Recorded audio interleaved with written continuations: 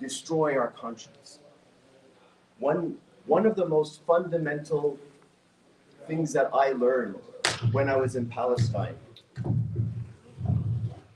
was that every day the youth in Palestine, their lives are shaped inextricably by the occupation. I made so many friends in Al-Aqsa trying to struggle. Every time you try to enter into the mosque, your heart rate goes up because you don't know what the police will do. But yet they go again and again and again to pray. I'm one of the founders of the Abandon Biden movement. What I'm about to say, I say in my personal capacity and is not endorsed by the masjid. In the Abandon Biden campaign, we believe fundamentally, as what Sayyidina Musa said in verse 17, chapter 28 of Prophet's story, the story, when he said that, Ya Allah, you have favored me and I will never side with the criminals. And that is what Abandon Biden is about. That we should never side with those who promote and kill people, brothers and sisters abroad, wherever, the Uyghurs, the Rohingya, those who are shouting now in the prisons in Egypt and Arabia, in Syria. We believe that it is fundamentally that what Allah asks of us is a word. A word. Let me tell you something extraordinary about Sayyidina Musa who said those words. He never engaged in any military action. When he spoke to Allah subhanahu wa ta'ala on the mountain, he asked them to go to Pharaoh and gently make da'wah to him. A word. Any evidence of a sword? Any evidence of a military action? A word. عليك البلاغ وعلينا الحساب. That the prophets were charged with delivering a word, and if you read in the Quran, they constantly say, I have come to you with a warning, and I ask no reward from you. I ask no reward from you. But I worry for you, my dear brothers and sisters, that a day will come when you will be held accountable for those things you didn't hold dear, for those moments you didn't speak out against injustice, and for the moments in which you didn't promote the goodness and supremacy of the one and single Lord that Sayyidina Bilal alayhi salam had promoted. And so in Abandon Biden, we are asking Muslims in America to understand one thing. Muslim Americans might be the most powerful Muslims on the planet today. And we don't know it. We're campaigning in the swing states, and our strategy is to punish this president and then take the blame for it, take the credit for it. Why? Because when you are seen as powerful, and the reason why a pharaoh can come down and be deposed at our hands, then no one can ignore you again. Because make no mistake, we are ignored. We are neglected.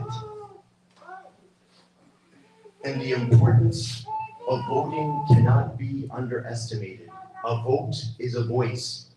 Remember the hadith that the greatest martyr is Hamza, and the next is the one who spoke out against an unjust ruler and then was killed.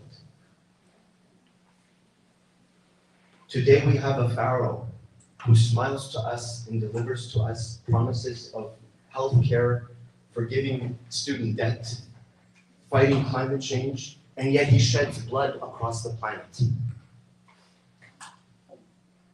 If we are truly the most powerful Muslims, we must unite, like the children of Israel, behind their prophet Sayyidina Musa alayhi salam.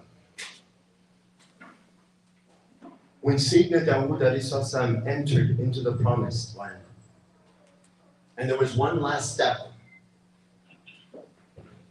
Here was a small shepherd, alayhi salam, like us, a small group of people, a minority in America. And what he did is he targeted the biggest bully, Jalot or Goliath. He targeted the Biden. He hit him. He fell by the power and permission of Allah subhanahu wa ta'ala. And do you not ask yourself, were there not other people in that military action behind him? Weren't there other candidates behind him? They fled. They worried. Our biggest amongst us fell. Sitting atop a superpower is a man who commits atrocities against Muslims and Islam. And we have the power, unlike any other Muslims, to depose him non-violently through what? A vote, which is what? Your voice. We would establish ourselves as a credible threat, as a group that truly has influence. And so I call on each of you to make every effort this year to vote and to participate and to protest and to encourage your children to protest and your children's children to protest. Because it's also an opportunity in history for us to say, where were you when the time came when it was clear, when the images were so evident and our people were subject to bloodshed and our children were famished and we even saw their bones? We didn't have any reason but to recognize that true injustice was happening. And so, here is the plan for us to participate, to speak, to encourage, and to follow the way of the prophets, because we may be questioned. This ummah is so weak. And many people are entering into this deen. And we are billions, like the hadith says. Welcome each of you to the last days. Welcome to the last days, this hadith that says that you will be like the foam on the ocean. And the Sahaba asked the Prophet ﷺ, would we be few and powerless? And he said, no, you would be like the foam on the ocean, proliferate.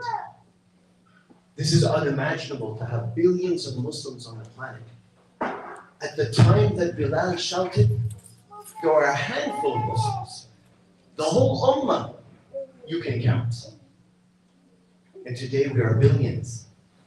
And if you approach people, they might tell you, don't speak about that.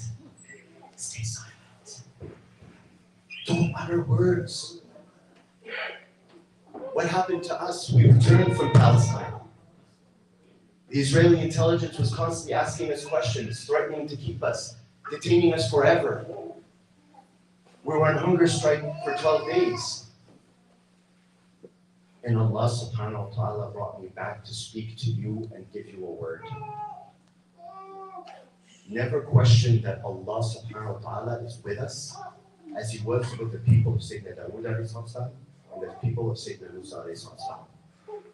And it was a word, not military action, that led to the Prophet Musa alayhi salam.